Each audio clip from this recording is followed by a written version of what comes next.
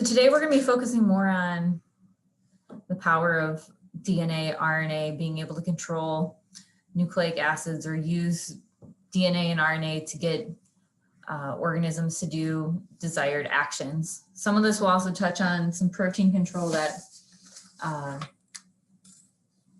doesn't fit as clearly in one of our other previous lectures. But the overall theme and learning goals for today's lecture are understanding the different ways that you can control organisms and control gene expression by using DNA and RNA as a tool.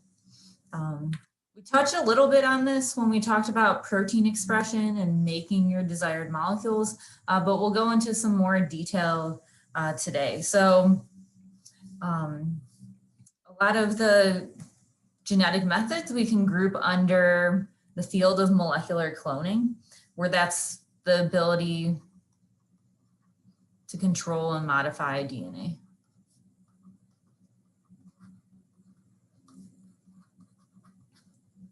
And we talked about for protein expression using recombinant DNA, which is the main thing of molecular cloning, being able to make the recombinant DNA in the way you want. So recombinant DNA means that it's modified DNA that differs from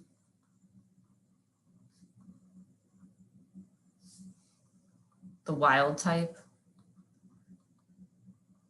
which is abbreviated WT in many publications, where wild type means that it's like the normal, I guess we'll call it normal, or the native form, the native sequence of that DNA.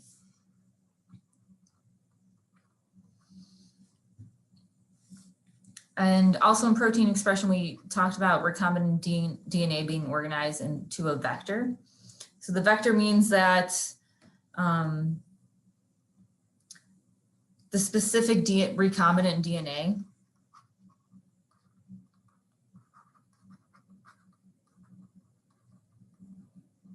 that is then introduced or carried into the host cell.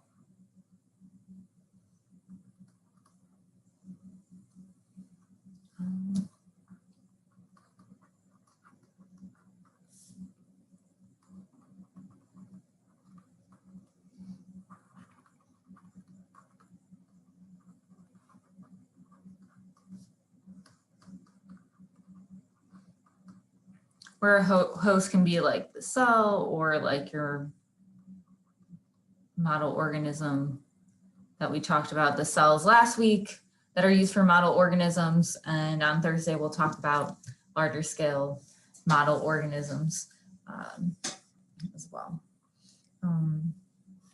More specifically, there's terminology for vectors that are used that's called a cosmid, and that's a hybrid vector that has aspects of the lambda phage and plasmid. So the plasmid being those DNA rings that we discussed during recombinant expression. Lambda phage, if you remember, that's a bacteria that's able to infect other bacteria when we discuss model organisms. And these cosmids are then compatible with viruses.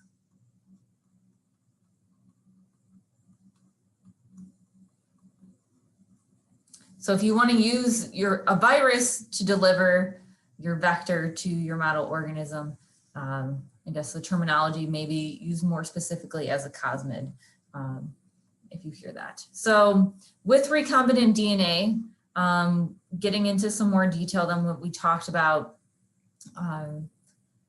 in the past lecture, there's specific sites within the plasmid and terminology used to indicate specific sequences in the genetic material. That all plasmids must contain a restriction site,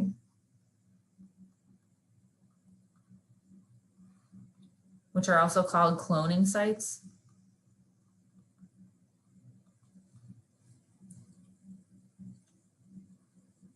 And these are nucleic acid sequences that are recognized by enzymes.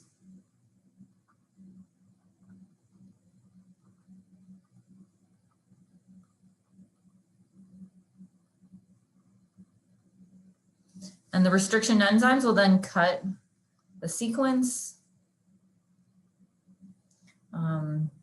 at a specific recognition site. And then it allows new DNA to be added to your vector.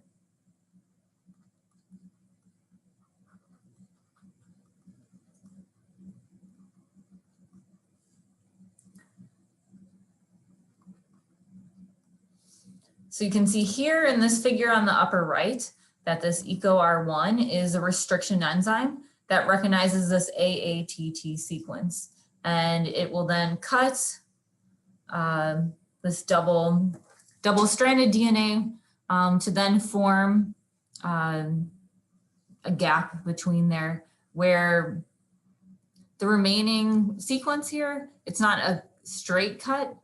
There are restriction enzymes that will do a straight cut, but specifically for this restriction enzyme, what it creates is then sticky ends. Very technical term, obviously. And the sticky ends are important for a process of ligation. So that's the joining of two nucleic acid fragments.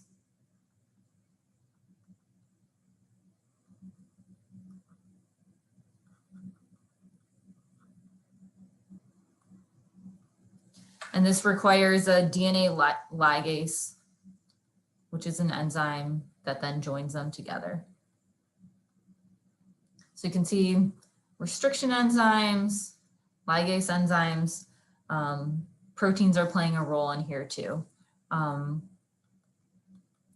here for the specific example, this will occur at these sticky ends, these single strand portions, unpaired portions of the nucleic acid that then you can have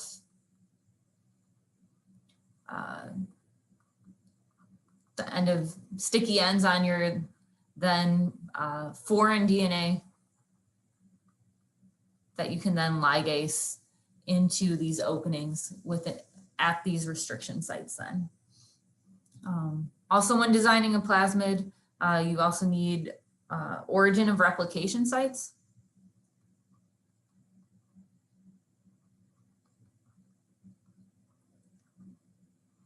And these are sequences that will then signal places of replication of DNA.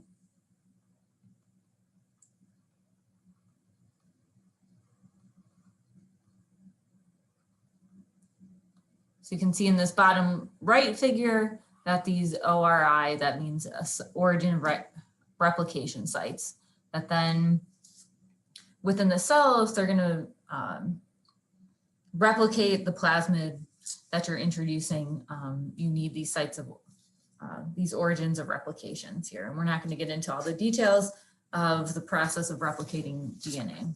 So these are all important terms that you'll see used in molecular cloning. And I wanted to make sure that those were defined. And maybe you'll see this if you're purchasing a plasmid or a specific vector, or many times you're designing those on your own.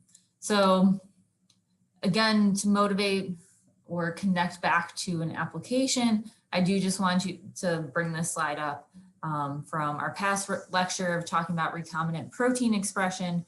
That's what we talked about on the previous slide of the recombinant DNA.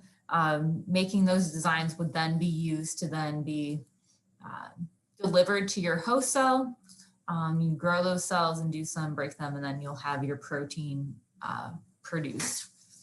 So those are things you have to consider when you're doing recombinant expression if you're designing that plasmid yourself. And in the design of your plasmid or your vector, a lot of molecular cloning that you also want to introduce mutations as well. So you can do genome editing. So that's the power of many of these genetic techniques and methods, is the ability to make controlled specific mutations.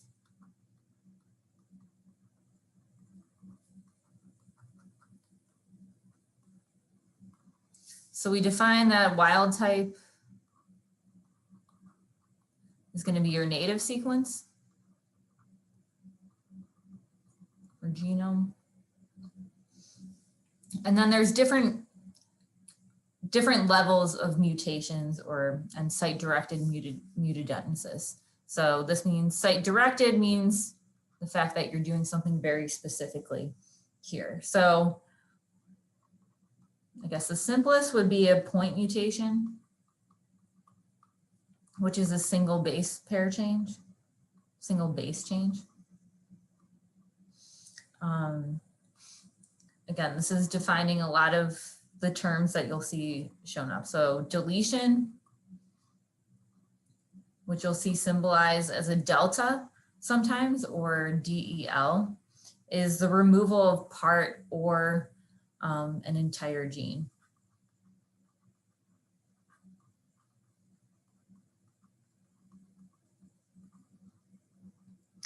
And a deletion, you'll also see if you're using an entire gene, you'll see that referred to as a knockout or gene knockout.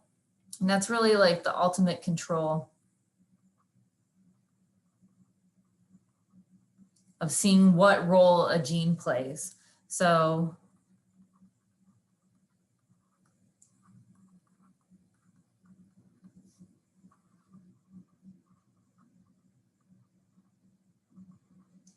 what is the function of that specific gene? It also can then have downstream effects to other proteins that are expressed, the expression of other genes and the presence of other proteins as well with the transcriptome. So that's very powerful, and you'll see that terminology used quite a bit of knockout. You can also do an insertion. So this will be symbolized by a plus or INS, you'll see. And this is addition of, it can be as simple as one base pair or an entire gene again.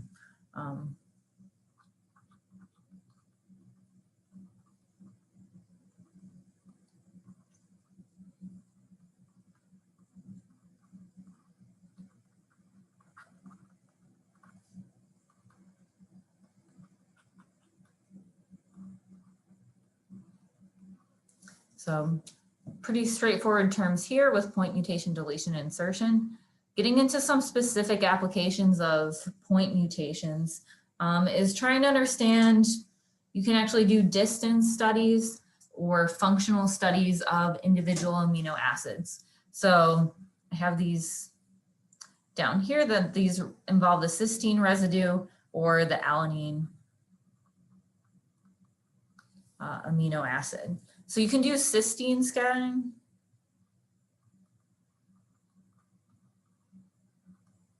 Where you can go point by point, amino acid by amino acid, and you can add,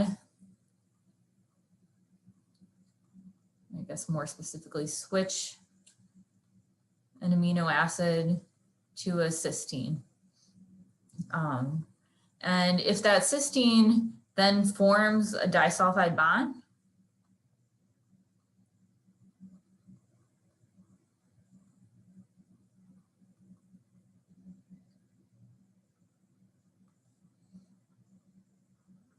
then you know the distance of your point mutation, that amino acid location is located within 2 angstroms. So that's the distance needed between the sulfur groups, the sulfide groups here to form that disulfide bond. So this is a very, I guess, laborious method to understand where amino acids are located at, I guess, compared to if you're doing cryo-electron microscopy or NMR. So you might have to use this type of method of cysteine scanning if you have a structure that's very dynamic that can't be, I guess with cryo-EM, you might have a lot of heterogeneity there. But this might be more useful to look at interactions in intrinsically disordered proteins as well. Another type of scanning is an alanine scanning.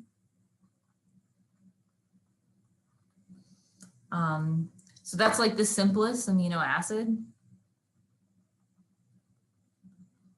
where the R group there is just like a methyl. Let's see this guy here. So if you replace an amino acid with alanine, you can then determine the function of that replaced amino acid.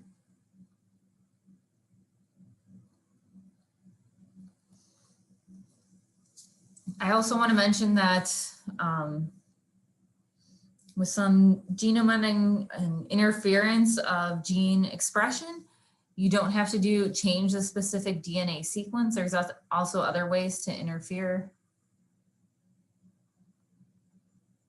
with gene expression that we're not going to discuss. Include like zinc fingers or talon, which is derived from bacteria, or meganucleases. So these are other ways, and these are all predecessors to CRISPR-Cas9, which we will talk about briefly. So any questions so far with recombinant DNA and DNA mutations at all?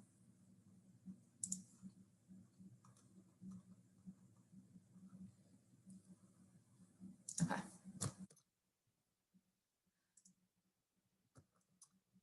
So switching gears to focusing on RNA as well. So if we remember the central dogma of biology, we go to DNA, to RNA, to protein.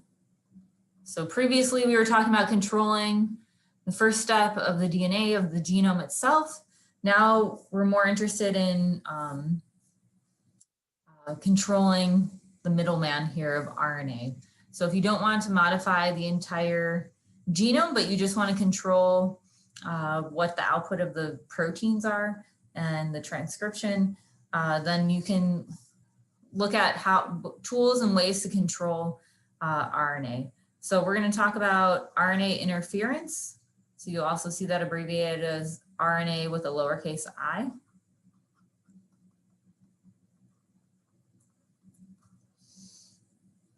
And RNA interference occurs naturally, actually, in eukaryotes.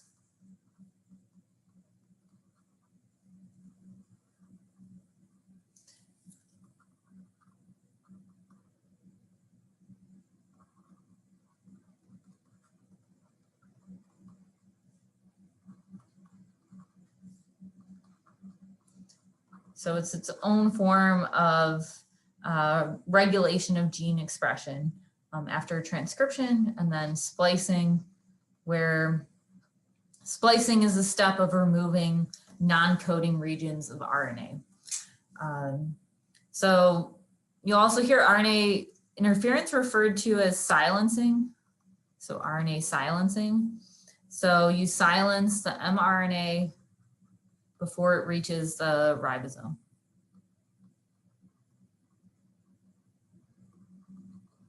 Remember that the ribosome is where the mRNA is read, and then amino acids are then assembled or polymerized amino acid by amino acid to then form your protein. So taking inspiration from the RNA interference that occurs naturally, it's been taken advantage of in lab applications. So RNA silencing, you'll see it used with either siRNA. So this is small interfering RNA.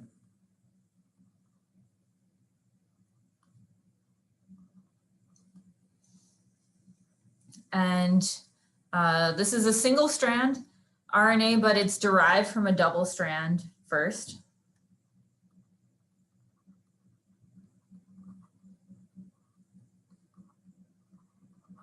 Where DS here is double strand RNA. And the thing with siRNA is that it has full complementary its sequence is fully complementary to the target mRNA.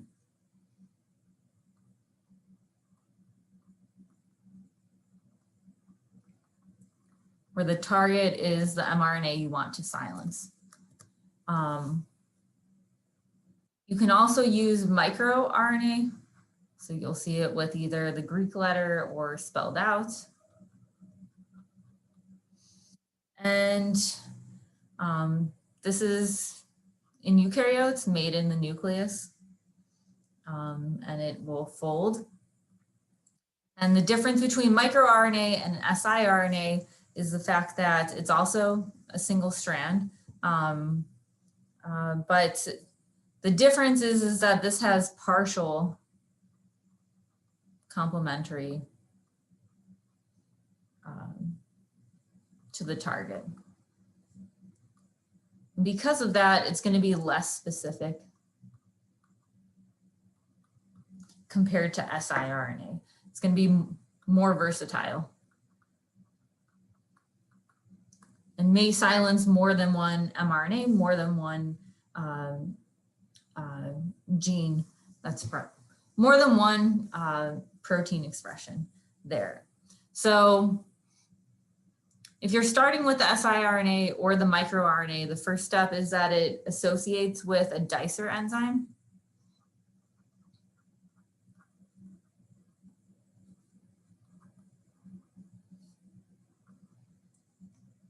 And with a name like dicer here, it's going to be diced up. So this will then cut it down to 21 nucleotides.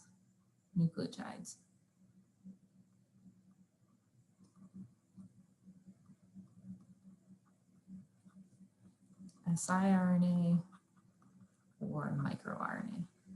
So that's the first step. You're starting with a double-stranded RNA. First thing cuts down, so it's a single strand, 21 nucleotides long. Then your single strand of siRNA or microRNA will then bind to a protein called argonate. Again, the beautiful terminology of biophysics. Get some very interesting ones. So you have a complex, okay, I made a mistake here. So the dicer enzyme will cut, I'm crossing this out. Dicer enzyme cuts your siRNA or microRNA to 21 nucleotides long, but it's still going to be double-stranded here. The argonate enzyme, the argonate protein will keep one strand of your siRNA or microRNA. So you're going to have a single strand, and this single strand is going to be called your guiding strand.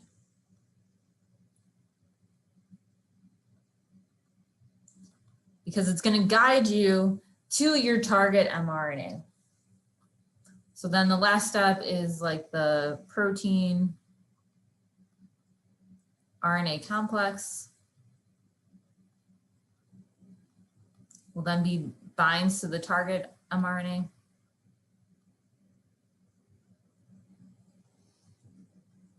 Which then will signal for that mRNA strand to be degraded.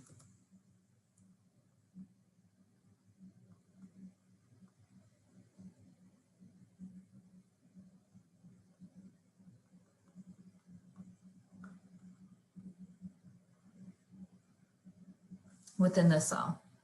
So naturally, like I mentioned, microRNAs are made in the nucleus, the siRNA are present as well, but in lab applications, you introduce these guys so they're foreign siRNA or microRNA.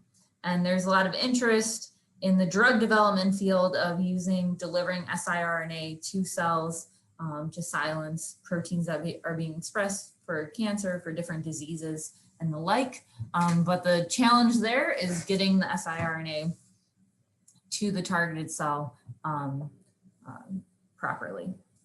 So this is with silencing and interference, that's all for decreasing the expression of a protein.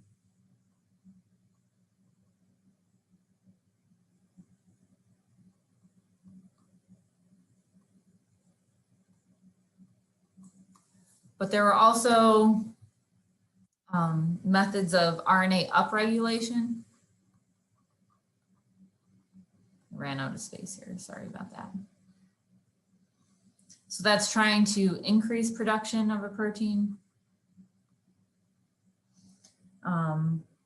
And that has to do with the interplay of different genes, different RNA molecules. So you would silence a gene for a transcription factor that represses a desired gene. So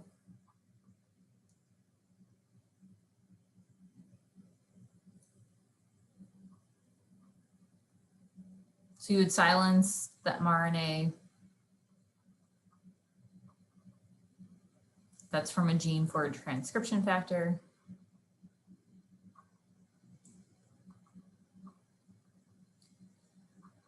I'm running out of space here.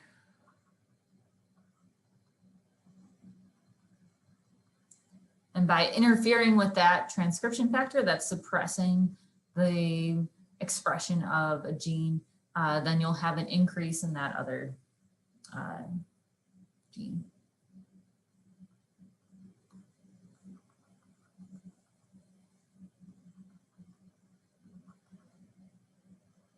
There's a lag here too. Okay. It's more clearly typed out in the notes than that little text there. So any questions regarding RNA control?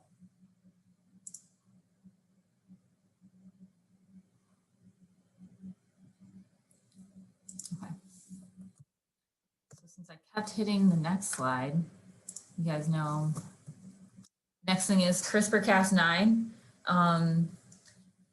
which won the Nobel Prize in Chemistry this year.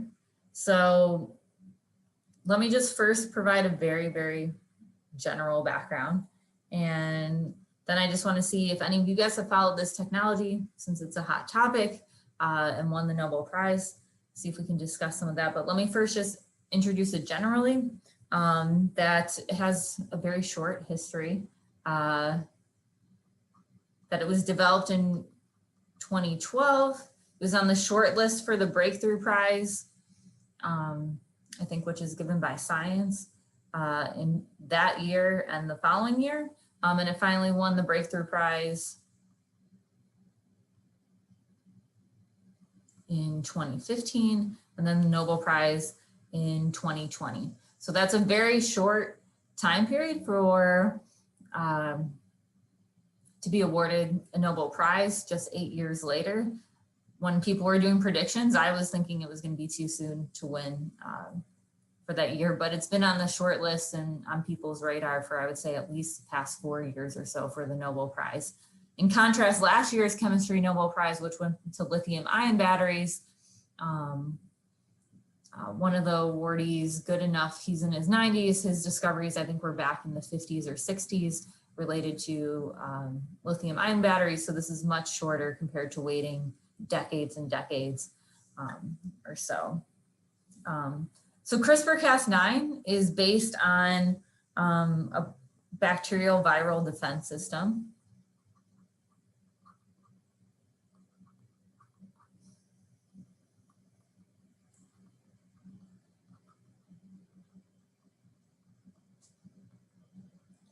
Where CRISPR stands for clustered,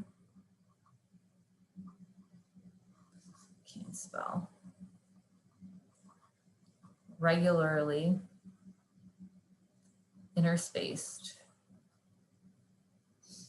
short palindromic repeats.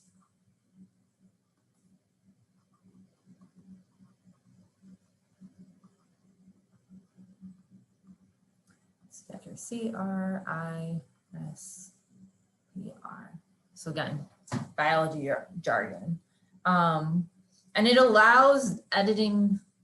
So you can see here cluster regular interspaced short palindromic repeats. That's what it will recognize, that there's going to be repeats within the nucleic acid sequence that then this protein complex will recognize. So this allows editing of the genome and mutagenesis that we talked about a couple of slides ago. It allows it to be done in vivo. So within the cell, within the organism itself, with relative ease. As opposed to doing all of the recombinant DNA construction, trying to introduce that into your target organism and the like. Instead of doing that, you can just target the genome itself that's naturally the wild type genome within the organism itself or the cell itself. So it removes the need for restriction methods.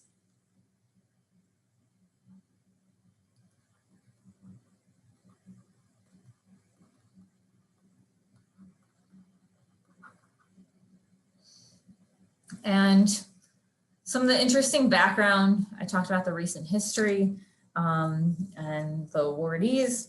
That it's also very interesting if you guys want to read about CRISPR-Cas9, like the legal battles behind it from competing labs. It's good motivation to keep really detailed, accurate lab notebooks in case you make a Nobel Prize winning discovery.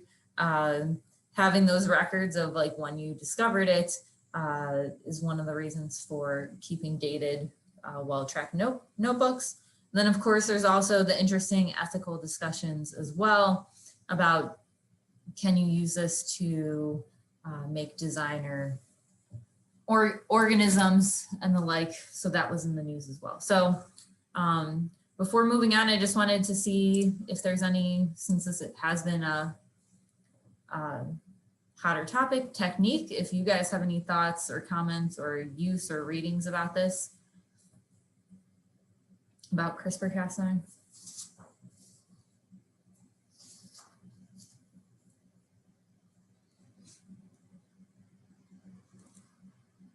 Okay. Well, there's a lot of resources out there. To get into like some of the specifics about how CRISPR-Cas9 works, I have a very short YouTube video on the next slide. Let me know if you guys, since it won the Chemistry Nobel Prize, there's a lot of resources. So I thought that would be better. And it's a beautiful one from Nature Methods. So that's a lot better than I can draw anything. So let me know if this sound works for you guys. Put in the chat if it's not. I'm going to turn the captions on too.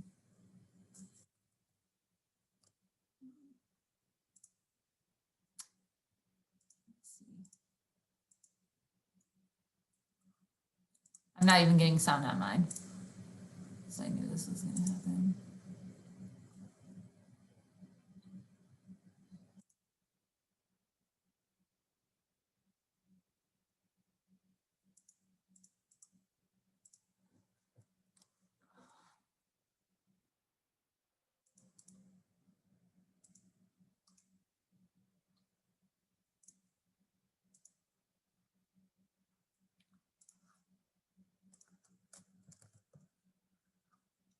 This is also,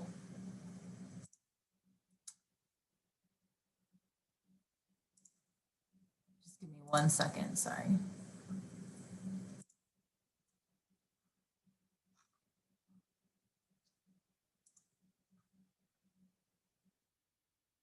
The CRISPR-Cas9 system is a tool for cutting DNA at a specifically targeted location.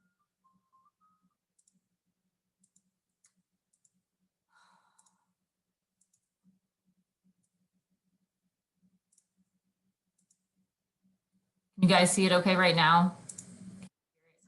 Yes. Okay, thank you. Specifically targeted location. The technique has already revolutionized gene editing, but scientists are always looking for new possibilities. So what else can CRISPR do?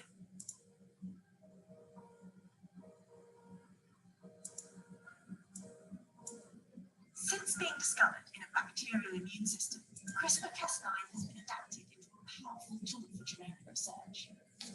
There are two components to the system: a DNA cutting protein, Cas9, and an RNA molecule known as the guide. Together, they form a complex that can identify and cut specific sections of DNA. First, Cas9 has to locate and bind to concentrated DNA. Once the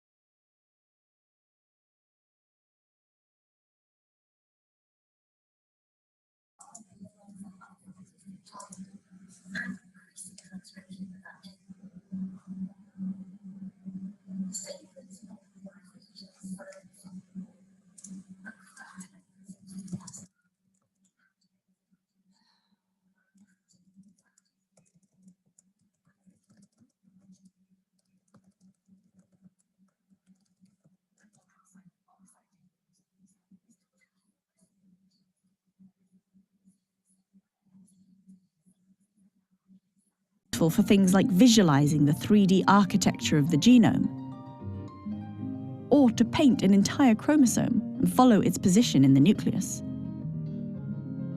CRISPR has already changed the face of research, but these new ideas show that what's been achieved so far could just be the tip of the iceberg when it comes to CRISPR's potential. Whatever comes next, it seems the CRISPR revolution is far from over.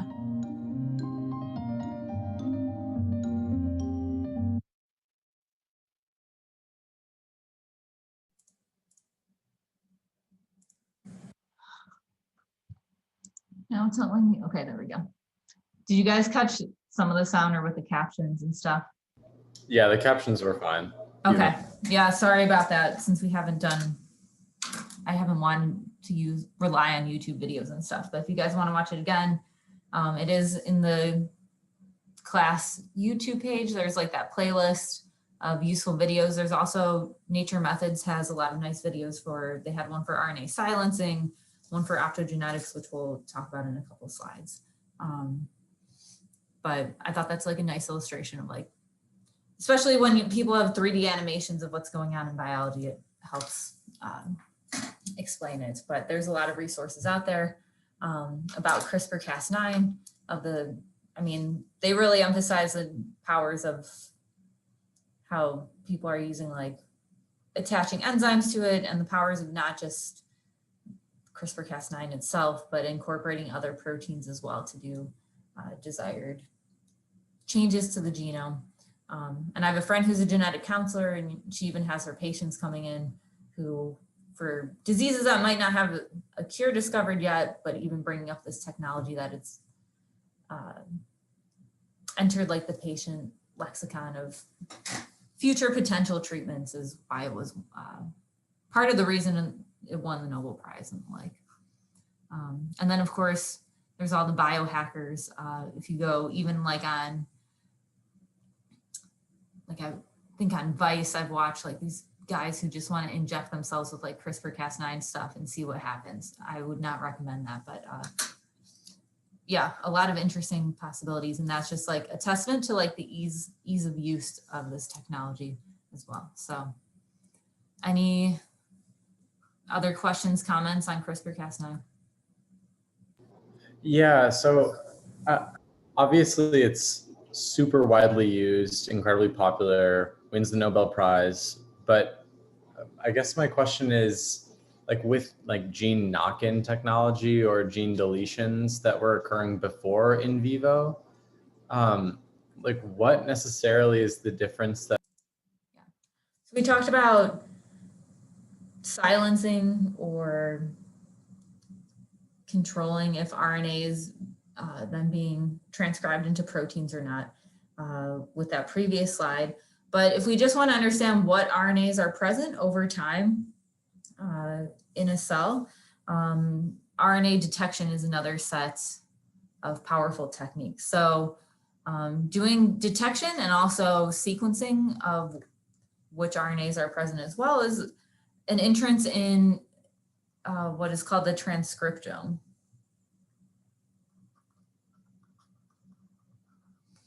So not the genome of the DNA itself, but like how much RNA is present in a sample at a given moment.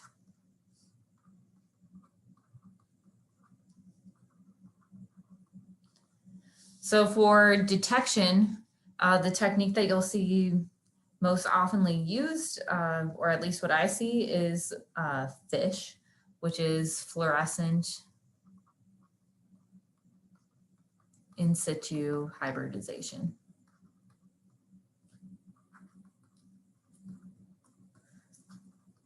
FISH. And this can also be done at the single molecule level using the technologies that we used or we discussed in terms of single molecule fluorescence. So the idea is shown over here, where the mRNA is this gray strand, and then you have these fluorescently labeled probes of different labels of single-stranded RNA. So the first thing that you do you would fix your cells. So this does have the issue of, in the most common forms that it's used, you're fixing the cells so you're stuck at one time point with that. In living cells, it has been done, but it is more of a challenge. And after fixing the cells, you introduce those fluorescently labeled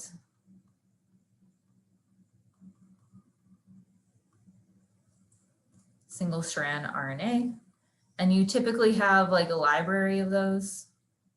I think this company here, BioSearch Technologies, their line is called Stellaris, and they have 48 different versions. Where different, I mean the sequence is going to be different, and you can also get different colored fluorescent dyes as well. So based on the sequence, these will then hybridize to your target, and you can collect an image.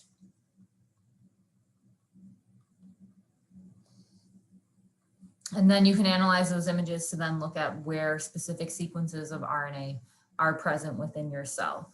So this is an example here done in cells where each of these different colors is targeting a different sequence of RNA. So you can see the spatial distribution of RNA within the cells, and also based on the fluorescent intensity, you can get quantified concentrations and relative numbers there. So this is traditionally done with like commercial kits.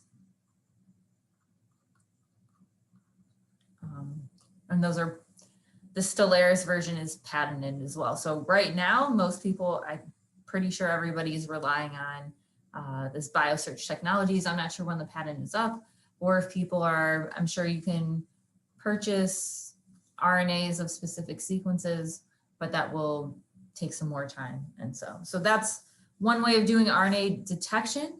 And it has some sequence specificity there, but you'll also see RNA sequencing as well. I don't know how they pronounce this, where it's always abbreviated as SEQ. And this is looking at this is RNA sequencing is more interested in the entire transcriptome within a single cell or within an organism or so. So this is more, I guess, like mass spec type. You'll see this done with mass spec, but you also see this with next generation sequencing techniques. So when I say next gen, that just means like the most modern sequencing techniques that are available for sequencing RNA or DNA. So if you're using this method to try to get at what the entire transcriptome is, you'll first isolate the RNA from a single cell.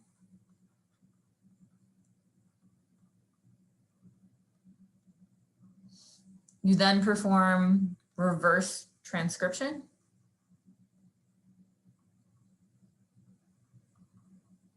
So that's going from RNA to DNA. So then that DNA you produce, you then amplify. So you can think of when we discuss like PCR, and then you do the next gen sequencing to make a library.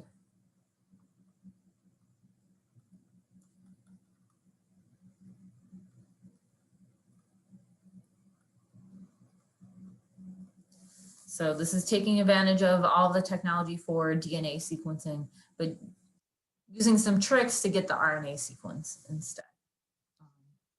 So this is an area that you'll see in like Nature Methods, pretty much every issue, where this is like definitely a big data type project. Okay. And then finally, this is more of a protein-based technique, but I did want to touch on, since we are at the end of the semester, there is like some random grabbing for different techniques that I think is worth mentioning. So the last thing I want to talk about is optogenetics. And here the genetic term just means that you're genetically encoding a protein. And you're encoding light-sensitive proteins. And these are going to be membrane channel proteins, if you think back to when we were talking about electrophysiology methods.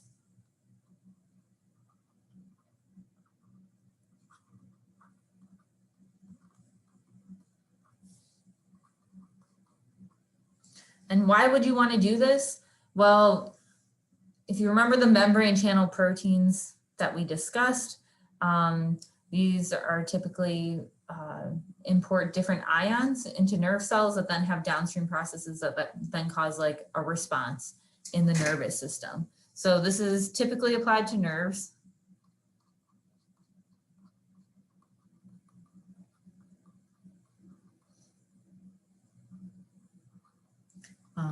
Or also when we talked about other cells, you might have to have respond quickly.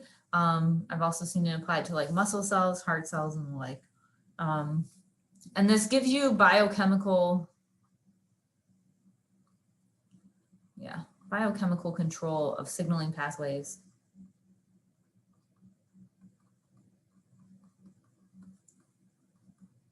With light.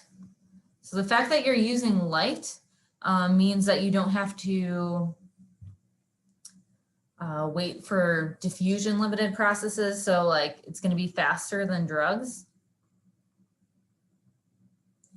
And it's also very specific since you can focus down light down to the diffraction limit. So you can, which is smaller than the length scale of cells on microns. So you can also have higher accuracy than electrophysiology methods.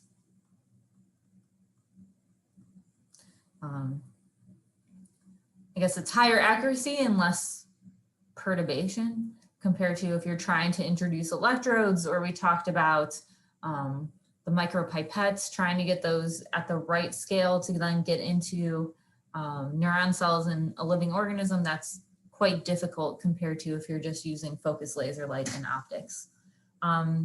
So the light sensitive membrane channel proteins that they use are typically ion pumps. So these are mostly derived from algae. So you're using recombinant genetic methods to introduce them. So some common ones that you'll see are like bacteriorhodopsin. So I guess that one's from bacteria. Or other forms, you'll see rhodopsin quite a bit. That's introducing an aspect of the light there. So you'll see things like bacteriorhodopsin is a proton pump. And you can turn it on or open that pump when you expose it to green light, bluish green light from 390 to 540 nanometers. There's halorhodopsin, which is going to be chloride ion pump that's more in the green. And then there's channel rhodopsin, which is sodium. You can have potassium, calcium, and that's going to be like in the red region, greater than 590 nanometers. So over here on the right, you can see the structure of one of the rhodopsin proteins. You can see these gray. This is indicating the phospholipid bilayer. So this is the intracellular region, the extracellular region, the transmembrane region. You can see it's a dimer. That's what the purple and green are indicating. And this is like a side-on view versus the front view and a top-down view over here. So you could see in the center, This is where the channel will open and close. And then these rod models here are showing the conformational change from green to yellow, from open to close. And you can see like that there's a specific amino acid residues that will shift upon that opening and closing. So that occurs based on the exposure of this protein to light. It's hard to see the amino acid here, but I'm guessing it's going to be a tryptophan or tyrosine. I'm going to have to recheck that paper, but something that is light sensitive over there. So by incorporating these proteins, you can then use, this is from Jeff Tawor's lab at Rice University, where I did my PhD that one of my friends made for the interest of, if anyone's like physics engineering, they engineered this device with just cheap LEDs. So then if you have bacterial cells, or if you have a cell culture that has these optogenetic active ion proteins, you can then use relatively inexpensive LEDs and Arduino coding, Python, and the like to then control the exposures of different levels and wavelengths of light to then control the response of those cells. And this can all be 3D printed as well. So just an interesting project. So with the benefits of faster responses, you can control the response of nerve cells on like milliseconds to like minute time scales when we talked about like in electrophysiology, like that activation time. And it's also less expensive than other techniques. Instead of buying a bunch of electronics, like this guy here, I'm guessing maybe $100. Like for the physics undergrads, you guys have used like all those cheap LEDs in electronics labs and stuff that I'm guessing it's cheaper than that. So that's some of the power of optogenetics. And this was the method of the year for Nature Methods, I guess, 10 years ago or so, but it's of interest to a lot of the neuro type groups. So the genetic stuff that I mentioned is discussed in the LEAP book in section 7.4, but a lot of what we covered is more from like molecular biology perspective than what you would find in some physics books. And I also want to highlight to maybe some of the engineering students that may not know about this in our departments, that biology, I think it's typically in the College of Arts and Sciences with the physics department, the chemistry department, usually someone from the School of Medicine or biology, that always in the spring semester, there's a colloquium between those departments where a faculty member from each of those departments that has some expertise will talk about the different Nobel Prize awards. So it's usually very interesting colloquium. And I'm sure we'll have an expert talk about CRISPR, I'm guessing probably from the School of Medicine. We'll see. But that's what I had today. Any questions? I had a question regarding the end of the year project turn-in. Like, is there a submission module on Canvas yet? A what module? Like any way to submit the assignment? Yeah, so I should have put that, it should be under assignments. Let me make sure. Yeah, so let me just pause the recording.